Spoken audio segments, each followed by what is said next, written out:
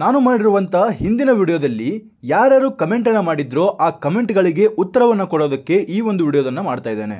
ಇಲ್ಲಿ ಒಬ್ಬರು ಕೇಳ್ತಾ ಇದ್ದಾರೆ, ನಾನು BMSಗೆ ಅಡ್ಮಿಷನನ್ನು ಮಾಡಿದ್ದೇನೆ, ನಾನೀಗ ಮಾಪಪ್ ರೌಂಡ್ಗೆ ಪಾರ್ಟಿಸಿಪೇಟ್ ಮಾಡಿದಾಗ ನನಗೊಂದು ಬೇರೆ ಕಾಲೇಜ್ ಸಿಕ್ಬಿಟ್ರೆ ನಾನು ಈಗ ಡಾಕ್ಯುಮೆಂಟನ್ನು ಹಳೆ ಕಾಲೇಜ್ನಲ್ಲಿ ಕೊಟ್ಟಿರ್ತೇನಲ್ಲ ಅದು ಏನಾಗ್ತದೆ ಅಂತ ಕೇಳ್ತಿದ್ದಾರೆ. ಇದು ಬಹಳಷ್ಟು ಜನರಿಗಿರುವಂತಹ ಪ್ರಶ್ನೆಯಾಗಿದೆ. ನೀವು ಏನು ಮಾಡಬೇಕಂದ್ರೆ, ಈಗ ನಿಮ್ಮ ಕಾಲೇಜ್ ಅಥಾರಿಟಿ ಕಡೆ ಹೋಗಿ ನನಗೆ ಅಕಸ್ಮಾತ್ ಆಗಿ ಮಾಪಪ್ ರೌಂಡಲ್ಲಿ ಬೇರೆ ಕಾಲೇಜ್ ಸಿಕ್ಬಿಟ್ರೆ ನನ್ನ ಡಾಕ್ಯುಮೆಂಟ್ಗಳನ್ನು ನೀವು ಹಿಂತಿರುಗಿಸಬೇಕು ಅಂತ ಹೇಳಬೇಕು. ಆ ಡಾಕ್ಯುಮೆಂಟ್ಗಳನ್ನು ವಾಪಸ್ ತೆಗೆದುಕೊಂಡು ಬಂದು ಹೊಸ ಕಾಲೇಜಿಗೆ ಕೊಡುವಂತಹ ರೆಸ್ಪಾನ್ಸಿಬಿಲಿಟಿ ನಿಮ್ಮದೇ ಆಗಿರ್ತದೆ. ಆ ಒಂದು ಸೀಟನ್ನು ರದ್ದುಗೊಳಿಸಲಾಗುತ್ತೆ. ನಿಮಗೆ ಮಾಪಪ್ ರೌಂಡಲ್ಲಿ ಸಿಕ್ಕಿರುವಂತಹ ಕಾಲೇಜೇ ಫೈನಲೈಸ್ ಆಗುತ್ತೆ. ಅದೇ ಕಾಲೇಜಿಗೆ ನೀವು ಅಡ್ಮಿಷನ್ ತೆಗೆದುಕೊಳ್ಬೇಕು, ಫೀಸನ್ನು ಪೇ ಮಾಡಬೇಕು. ನೀವು ತುಂಬಿರುವಂತಹ ಫೀ ಸ್ಟ್ರಕ್ಚರ್ ಇರ್ತದಲ್ಲ ಹಳೆ ಕಾಲೇಜಿಗೆ, ಅದನ್ನು ಕೂಡ ರೀಫಂಡ್ ಮಾಡ್ತಾರೆ. ಆದರೆ ಕಾಲೇಜ್ಗೆ ತುಂಬಿರುವಂತಹ ಎಕ್ಸ್ಟ್ರಾ ಫೀಸ್ ಮತ್ತು ಹಾಸ್ಟೆಲ್ ಫೀಸನ್ನು ನೀವು ಕಾಲೇಜ್ಗೆ ಖುದ್ದಾಗಿ ಕೇಳಬೇಕಾಗುತ್ತೆ, ಅದನ್ನು ರಿಟರ್ನ್ ಮಾಡಿ ಅಂತ. ಅವರು ರಿಟರ್ನ್ ಮಾಡಿದರೆ ಮಾಡ್ತಾರೆ, ಮಾಡಲಿಲ್ಲ ಅಂದರೆ ಏನೂ ಕೂಡ ಮಾಡೋದಕ್ಕಾಗಲ್ಲ. ನೀವು ಹೊಸ ಕಾಲೇಜಿಗೆ ಜಾಯ್ನ್ ಆಗಬೇಕಾಗುತ್ತೆ. ಮತ್ತು ನಿಮ್ಮ BMS ಕಾಲೇಜ್ನ ಒಂದು ಡಾಕ್ಯುಮೆಂಟ್ಸ್ಗಳನ್ನು ನೀವು ತೆಗೆದುಕೊಂಡು ಬರುವಂತಹ ರೆಸ್ಪಾನ್ಸಿಬಿಲಿಟಿ ನಿಮ್ಮದೇ ಆಗಿರುತ್ತೆ. ಇನ್ನೊಬ್ಬರು ಪ್ರಶ್ನೆಯನ್ನು ಕೇಳ್ತಾ ಇದ್ದಾರೆ, ನನಗೆ BMS ಸಿಕ್ಕಿದೆ, ನಾನು 75,000 ಫೀಸನ್ನು ಪೇ ಮಾಡಿದ್ದೇನೆ, ನನ್ನ ಮೊದಲ ಆದ್ಯತೆ ವೆಟರ್ನರಿ ಆಗಿದೆ, ನಾನು BMSಗೆ 75,000 ಪೇ ಮಾಡಿದ್ದೇನಲ್ಲ, ಅಕಸ್ಮಾತ್ ನನಗೆ ವೆಟರ್ನರಿ ಸಿಕ್ಕರೆ ಅದು ಫಾರ್ಫಿಟ್ ಆಗ್ತದಾ? ಇಲ್ಲ, ಅದು ಫಾರ್ಫಿಟ್ ಆಗಲ್ಲ, ನಿಮಗೆ ಅದನ್ನು ರೀಫಂಡ್ ಮಾಡಲಾಗುತ್ತೆ. ಇವರು ಇನ್ನೊಂದು ಕೇಳ್ತಾ ಇದ್ದಾರೆ, VCI ಕೌನ್ಸಿಲಿಂಗ್, ನಿಮಗೆ VCI ಕೌನ್ಸಿಲಿಂಗಲ್ಲಿ ಕೂಡ ಸೀಟ್ ಸಿಕ್ಬಿಟ್ರೆ ನೀವು KEಗೆ ಹೋಗಿ ನಾನು BMS ಸೀಟನ್ನು ಸರೆಂಡರ್ ಮಾಡ್ತೇನೆ ಅಂತ ಹೋದರೆ ಅಲ್ಲಿಯೂ ಕೂಡ ನಿಮಗೆ ಸರೆಂಡರ್ ಮಾಡಿಕೊಡ್ತಾರೆ. ಆವಾಗ ನಿಮ್ಮ ಫೀಸು ಏನಾದರೂ ಫಾರ್ಫಿಟ್ ಆದರೂ ಆಗ್ಬೋದು. ಆದರೆ ನಿಮ್ಮ ಉತ್ತಮವಾದ ರೀಸನಿಂದ KE ಕಡೆ ಅದು ಡಿಪೆಂಡ್ ಆಗಿರುತ್ತೆ. KE ಫಾರ್ಫಿಟ್ ಮಾಡ್ಕೊಳ್ಬೋದು, ರಿಟರ್ನ್ ಮಾಡಿದ್ರೂ ಮಾಡ್ಬೋದು. ನೀವು KEಗೆ ಅಪ್ರೋಚ್ ಮಾಡಬೇಕಾಗುತ್ತೆ. ಆಯುಷ್ನ ಸ್ಟ್ರೇ ವೇಕೆನ್ಸಿ ರೌಂಡ್ ಯಾವಾಗ ನಡೀತದೆ ಅಂತ ಕೇಳ್ತಿದ್ದಾರೆ. ಆಯುಷ್ನ ಸ್ಟ್ರೇ ವೇಕೆನ್ಸಿ ರೌಂಡ್ ಇನ್ನೂ ಸ್ವಲ್ಪ ಬಹಳಷ್ಟು ಡಿಲೇ ಆಗ್ಬೋದು. ಯಾಕಂದರೆ ಆಲ್ ಇಂಡಿಯಾ ಕೋಟಾದಲ್ಲಿ ಕೂಡ ಆಯುಷ್ ಕೌನ್ಸಿಲಿಂಗ್ ನಡೀತಾ ಇದೆಯಲ್ಲ, ಅದು ಕೂಡ ಡಿಲೇ ಆದರೆ ಇಲ್ಲಿಯೂ ಕೂಡ ಸ್ವಲ್ಪ ಡಿಲೇ ಆಗ್ಬೋದು. ವೇಟ್ ಮಾಡಿ, ಬಹಳಷ್ಟು ಡಿಲೇ ಆಗಲಿದೆ ಇದರಲ್ಲಿ. ಬಟ್ ಹೊಸದಾಗಿ ಆಯುಷ್ಗೆ ರಿಜಿಸ್ಟ್ರೇಷನನ್ನು ಮಾಡ್ಕೊಳ್ಳೋರಿಗೆ ಅವಕಾಶವನ್ನು ಕೊಟ್ಟಿದ್ದಾರೆ. ಮುಂದಿನ ಪ್ರಶ್ನೆ, 479ಕ್ಕೆ ನನಗೆ 1.5 ಲ್ಯಾಕ್ ಸೀಟ್ ಸಿಗುತ್ತಾ ಅಂತ ಹೇಳ್ತಿದ್ದಾರೆ. ಅಕಸ್ಮಾತಾಗಿ ಜನರಲ್ ಕ್ಯಾಟಗರಿಯಲ್ಲಿ ಸೀಟ್ಗಳ ಸಂಖ್ಯೆ ಜಾಸ್ತಿ ಆದರೆ ಏನಾಗುತ್ತೆ ಅಂತ ಹೇಳಲಿಕ್ಕಾಗಲ್ಲ. ಬಟ್ ಲಾಸ್ಟ್ ಇಯರ್ಗೆ ಕಂಪೇರ್ ಮಾಡಿದ್ರೆ, ಲಾಸ್ಟ್ ಇಯರ್ನ ಸೀಟ್ ಮ್ಯಾಟ್ರಿಕ್ಸನ್ನು ಕಂಪೇರ್ ಮಾಡಿದ್ರೆ ಜನರಲ್ ಕ್ಯಾಟಗರಿಯಲ್ಲಿ ಸೀಟ್ಗಳ ಸಂಖ್ಯೆ ಬಹಳಷ್ಟು ಕಮ್ಮಿ ಇದ್ದು, ಎಲ್ಲವೂ ಕೂಡ ಸೀಟ್ ಮ್ಯಾಟ್ರಿಕ್ಸ್ನ ಮೇಲೆ ಅವಲಂಬಿತವಾಗಿರುತ್ತದೆ. ಜನರಲ್ ಕ್ಯಾಟಗರಿ ಕಟ್ ಆಫು 73,888 ಇದೆ. ನನ್ನ ರ್ಯಾಂಕು 76,025 ಇದೆ. ನನಗೆ ಮಾಪಪ್ ರೌಂಡಲ್ಲಿ ಸೀಟ್ ಸಿಗುತ್ತಾ ಅಂತ ಕೇಳ್ತಿದ್ದಾರೆ. ಮಾಪಪ್ ರೌಂಡಲ್ಲಿ ಸೀಟ್ ಸಿಗಬೇಕಂದ್ರೆ ಅಲ್ಲಿ ಸೀಟ್ಗಳ ಸಂಖ್ಯೆ ಇರಬೇಕು. ಆ ಒಂದು ಸೀಟ್ಗಳ ಸಂಖ್ಯೆ ಇದ್ದಾಗ ನಿಮಗೆ ಸಿಕ್ಕೇ ಸಿಗುತ್ತೆ. ಆದ್ದರಿಂದ ಸೀಟ್ ಮ್ಯಾಟ್ರಿಕ್ಸ್ ಬರೋ ತನಕ ವೇಟ್ ಮಾಡಿ, ಅದು ಬಂದ ಮೇಲೆ ನಿಮಗೆ ಅನಾಲಿಸಿಸ್ ಮಾಡೋದಕ್ಕೆ ಹೆಲ್ಪ್ ಆಗುತ್ತೆ. ನಾನು 2ನೇ ಸುತ್ತಿನಲ್ಲಿ ಕಾಲೇಜಿಗೆ ಹೋಗಿ ಜಾಯ್ನ್ ಆಗಿರುತ್ತೇನೆ. ಈಗ ಮಾಪಪ್ ರೌಂಡಿಗೆ ಹೋದರೆ ನಾನು 2ನೇ ಸುತ್ತಿನಲ್ಲಿ ತೆಗೆದುಕೊಂಡಿರುವಂತಹ ಸೀಟು ರದ್ದಾಗುತ್ತಾ? ಹೌದು, ನೀವು 2ನೇ ಸುತ್ತಿನಲ್ಲಿ ತೆಗೆದುಕೊಂಡಿರುವಂತಹ ಸೀಟು ರದ್ದಾಗುತ್ತೆ. ನೀವು 3rd ರೌಂಡ್ ಅಥವಾ ಮಾಪಪ್ ರೌಂಡಲ್ಲಿ ತೆಗೆದುಕೊಂಡಿರುವಂತಹ ಸೀಟೇ ಫೈನಲೈಸ್ ಆಗುತ್ತೆ. ಎಕ್ಸಾಂಪಲ್ ಆಗಿ ನಿಮಗೆ ಒಂದು BDS ಕಾಲೇಜ್ ಸಿಕ್ಬಿಟ್ಟಿದೆ, ನೀವು ಮತ್ತೆ BDSಗೆ ಪಾರ್ಟಿಸಿಪೇಟ್ ಮಾಡೋಕ್ಕಾಗಲ್ಲ. ಮಾಪಪ್ ರೌಂಡಲ್ಲಿ ನೀವು MBBSಗೆ ಪಾರ್ಟಿಸಿಪೇಟ್ ಮಾಡಿದಾಗ MBBSನ ಸೀಟು ನಿಮಗೆ ಫೈನಲೈಸ್ ಆಗಿಬಿಡುತ್ತೆ. ನೀವು BDSನ್ನು ಬಿಟ್ಟು MBBSಗೆ ಬರಬೇಕಾಗುತ್ತೆ. ನಿಮ್ಮ ಹಳೆಯ ಸೀಟು ರದ್ದಾಗುತ್ತೆ. ಅಲ್ಲಿ ತುಂಬಿರುವಂಥ ಫೀಸ್ ಕೂಡ ನಿಮಗೆ ರಿಟರ್ನ್ ಆಗುತ್ತೆ. ಸೆಮಿ ಗೌರ್ಮೆಂಟ್ ಕಾಲೇಜ್ಗಳಲ್ಲಿ ಎಕ್ಸ್ಟ್ರಾ ಅಮೌಂಟನ್ನು ತೆಗೆದುಕೊಳ್ತಾ ಇದ್ದಾರೆ. ಅದ್ರ ಬಗ್ಗೆ ಒಂದು ವಿಡಿಯೋ ಮಾಡಿ KEಗೆ ರೀಚ್ ಆಗೋ ಥರ ಮಾಡಿ 2 ಲ್ಯಾಕ್ ಎಕ್ಸ್ಟ್ರಾ ತೊಗೊಳ್ತಾ ಇದ್ದಾರೆ. ಹೌದು, ಭಾಳಷ್ಟು ಕಾಲೇಜ್ಗಳಲ್ಲಿ MBBS ಕಾಲೇಜ್ಗಳಲ್ಲಿ 2 ಲ್ಯಾಕ್ ಎಕ್ಸ್ಟ್ರಾ ತೆಗೆದುಕೊಳ್ತಾರೆ. ಮುಖ್ಯವಾಗಿ ಬೆಂಗಳೂರು ಕಾಲೇಜ್ಗಳಲ್ಲಿ ಮತ್ತು ಮಂಗಳೂರು ಕಾಲೇಜ್ಗಳಲ್ಲಿ ಜಾಸ್ತಿ ಅಮೌಂಟನ್ನು ತೆಗೆದುಕೊಳ್ತಾ ಇದ್ದಾರೆ. ಕೇವಲ MBBS ಕಾಲೇಜ್ಗಳಲ್ಲಿ ಅಷ್ಟೇ ಅಲ್ಲ, ಡೆಂಟಲ್ ಕಾಲೇಜ್ ಮತ್ತು BMS ಕಾಲೇಜ್ಗಳಲ್ಲಿ ಕೂಡ ಈ ಒಂದು ಎಕ್ಸ್ಟ್ರಾ ಫೀಸನ್ನು ಬಹಳಷ್ಟು ತೆಗೆದುಕೊಳ್ತಾ ಇದ್ದಾರೆ. ಸದ್ಯದ ಪರಿಸ್ಥಿತಿಯಲ್ಲಿ ನಾವು ಏನೂ ಮಾಡೋದಕ್ಕಾಗಲ್ಲ. ಆದರೆ KEಗೆ ಅಪ್ರೋಚ್ ಮಾಡಿದ್ರು ಕೂಡ ಅದರಿಂದ ಬಹಳಷ್ಟು ವ್ಯತ್ಯಾಸವೇನಾಗಲ್ಲ. ಮುಂಚೆ ವರ್ಷಗಳಲ್ಲಿ ಒಂದು ನೋಟಿಸನ್ನು ರಿಲೀಸ್ ಮಾಡಿದ್ರು, ಕಾಲೇಜ್ಗಳು ಎಕ್ಸ್ಟ್ರಾ ಫೀಸನ್ನು ತೆಗೆದುಕೊಳ್ಬಾರ್ದು ಅಂತ ಒಂದು ನೋಟಿಸನ್ನು ರಿಲೀಸ್ ಮಾಡಿದ್ರು KE ಅವರು. ಆದರೆ ಅನೇಕ ಕಾಲೇಜ್ಗಳು ಅದೇ ಚಾಳಿಯನ್ನು ಮುಂದುವರಿಸ್ತಾ ಇದ್ದಾವೆ. ಮುಂದಿನ ಪ್ರಶ್ನೆ, ಈಗ ನಾನು ಇಂಜಿನಿಯರಿಂಗ್ಗೆ ಜಾಯ್ನ್ ಆಗಿದ್ದೇನೆ, ಕಾಸ್ಟ್ ಆನ್ ಡಿಪಾಸಿಟ್ ಕೂಡ MBBSಗೆ ಪೇ ಮಾಡಿದ್ದೆ, ಅಟೆಂಡೆಡ್ ನೀಟ್ ಕೌನ್ಸಿಲಿಂಗ್ ಆಲ್ಸೋ ಅಂತ ಹೇಳ್ತಿದ್ದಾರೆ. ಇವರು ಕೂಡ ಸೇಮ್ ಕ್ವಶನ್ ಅನ್ನು ಕೇಳ್ತಿದ್ದಾರೆ. ನಾವು ಕೊಟ್ಟಿರುವಂಥ ಡಾಕ್ಯುಮೆಂಟ್ಗಳು ಮನಿ ಏನಾಗುತ್ತೆ ಅಂತ ಕೇಳ್ತಿದ್ದಾರೆ. ಆಲ್ರೆಡಿ ನಾನು ಎಕ್ಸ್ಪ್ಲೇನ್ ಮಾಡಿದ್ದೇನೆ.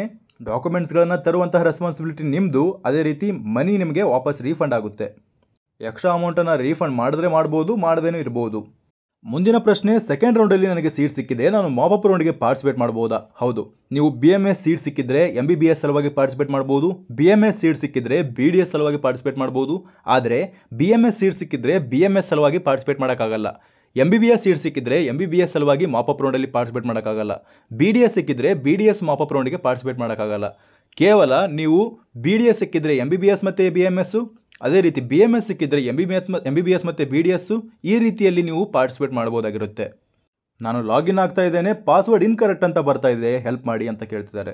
ಇವರಿಗೆ ಎಷ್ಟು ಬಾರಿ ಹೇಳಿದ್ದೇನೆ ನಾನು, ಆಲ್ರೆಡಿ ಈ ಒಂದು ಲಿಂಕ್ ಬಿಟ್ಟಿದ್ದಾರಲ್ಲ, ಇದು ಯಾರ್ಯಾರು ಇನ್ನೂವರೆಗೂ KA ಕೌನ್ಸಿಲಿಂಗಲ್ಲಿ ರಿಜಿಸ್ಟ್ರೇಷನನ್ನೇ ಮಾಡ್ಕೊಂಡಿಲ್ವೋ ಅಂಥವರಿಗೆ ಮಾತ್ರ ರಿಜಿಸ್ಟ್ರೇಷನ್ಗೆ ಕೊಟ್ಟಿದ್ದಾರೆ.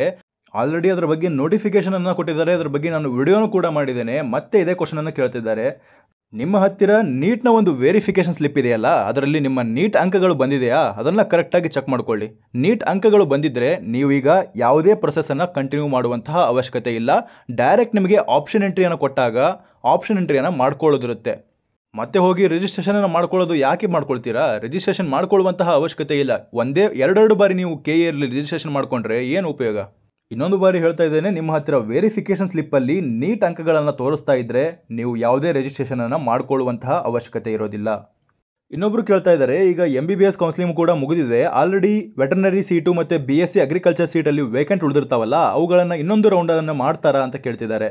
ಪ್ರಸನ್ನ ಅವರು ಕೂಡ ತಮ್ಮ ವಿಡಿಯೋದಲ್ಲಿ ಹೇಳಿದ್ದಾರೆ, ಇಂತಹ ವೇಕೆಂಟ್ ಸೀಟ್ಗಳಿಗೆ ನಾವು ಏನಾದರೂ ಒಂದು ಆಲ್ಟರ್ನೇಟ್ ಕ್ರಮವನ್ನು ತೆಗೆದುಕೊಂಡು ಫಿಲ್ ಮಾಡೋದಕ್ಕೆ ಟ್ರೈ ಮಾಡ್ತೇವೆ ಅಂತ ಹೇಳಿದ್ದಾರೆ.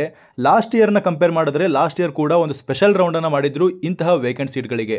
ಈ ವರ್ಷವೂ ಕೂಡ ಒಂದು ಮಾಪಪ್ ರೌಂಡ್ ಅಂತ ವೆಟರ್ನರಿ ಅಗ್ರಿಕಲ್ಚರ್ ಸೀಟ್ಸ್ಗಳಿಗೆ ಮಾಡಬಹುದು ಅಂತ ಅನಿಸ್ತಾ ಇದೆ.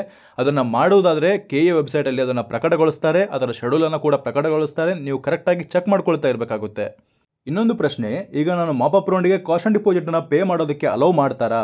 ಹೌದು, ನೀವು ಹಿಂದಿನ ರೌಂಡಲ್ಲಿ ಪೇ ಮಾಡಿದ್ದಾದರೂ ಮಾಡಿರಿ, ಮಾಡಿಲ್ಲದೆ ಇದ್ದರೂ ಕೂಡ ನಿಮಗೆ ಇನ್ನೊಂದು ಬಾರಿ ಈಗ ಕಾಷನ್ ಡಿಪಾಸಿಟನ್ನು ಪೇ ಮಾಡೋದಕ್ಕೆ ಅಲೌ ಮಾಡ್ತಾರೆ. ಬಟ್ ಇಲ್ಲಿ 1 ಲಕ್ಷ ಆಗಿರೋದಿಲ್ಲ, ನಿಮ್ಮ ಕೋರ್ಸ್ ಫೀಸ್ ಎಷ್ಟಾಗಿರ್ತದೆ ಅಷ್ಟು ಫೀಸನ್ನು ನೀವು ಕಾಷನ್ ಡಿಪಾಸಿಟ್ ಆಗಿ ಪೇ ಮಾಡಬೇಕಾಗುತ್ತೆ. ಎಕ್ಸಾಂಪಲ್ ಆಗಿ 1.5 ಲ್ಯಾಕ್ ಸೀಟ್ಸ್ಗಳಿಗೆ ನೀವು ಪಾರ್ಟಿಸಿಪೇಟ್ ಮಾಡ್ತೇನೆ ಅಂದರೆ 1.5 ಲ್ಯಾಕ್ ಫೀಸನ್ನು ಫುಲ್ಲಾಗಿ ನೀವು ಪೇ ಮಾಡಿ, ಕಾಷನ್ ಡಿಪಾಸಿಟನ್ನು ಪೇ ಮಾಡಿ ನೀವು ಮುಂದೆ ಪ್ರೊಸೀಡ್ ಆಗಬೇಕಾಗುತ್ತೆ.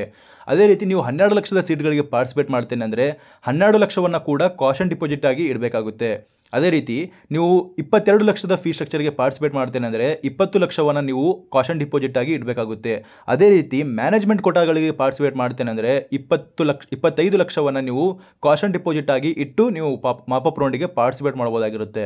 ಇನ್ನೂವರೆಗೂ ಹಳೆಯ ಯಾವುದೇ ರೌಂಡಲ್ಲಿ ಪಾರ್ಟಿಸಿಪೇಟ್ ಮಾಡಿದವರು ಕೂಡ ಹೊಸದಾಗಿ ಈಗ ಕಾಷನ್ ಡಿಪಾಸಿಟನ್ನು ಪೇ ಮಾಡೋದಕ್ಕೆ ಅವಕಾಶವನ್ನು ಕಲ್ಪಿಸ್ತಾರೆ.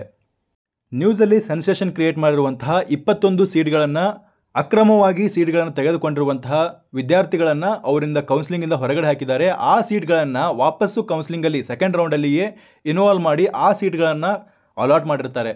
ಆ 21 ಸೀಟ್ಗಳು ಅಲಾಟ್ ಆಗದೇ ಇದ್ದರೆ ಅವುಗಳನ್ನು ಜನರಲ್ ಕ್ಯಾಟಗರಿಯಾಗಿ ಕನ್ವರ್ಟ್ ಮಾಡಿ ಸೆಕೆಂಡ್ ರೌಂಡಲ್ಲಿ ಅಲಾಟ್ ಆಗಿರುತ್ತೆ.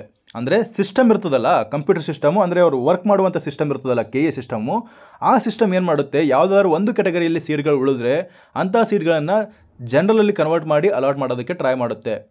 ಆದ್ದರಿಂದ ಈ ಸೀಟ್ಗಳು ಮಾಪಪ್ ರೌಂಡ್ಗೆ ಬರ್ತಾವೋ ಇಲ್ವೋ ಅನ್ನೋದನ್ನು ಯಾವುದೇ ಡೌಟ್ ಇಟ್ಕೊಳ್ಬೇಡಿ. ಆಲ್ರೆಡಿ ಅವುಗಳು ಅಲಾಟ್ ಆಗಿ ಹೋಗಿರ್ತವೆ.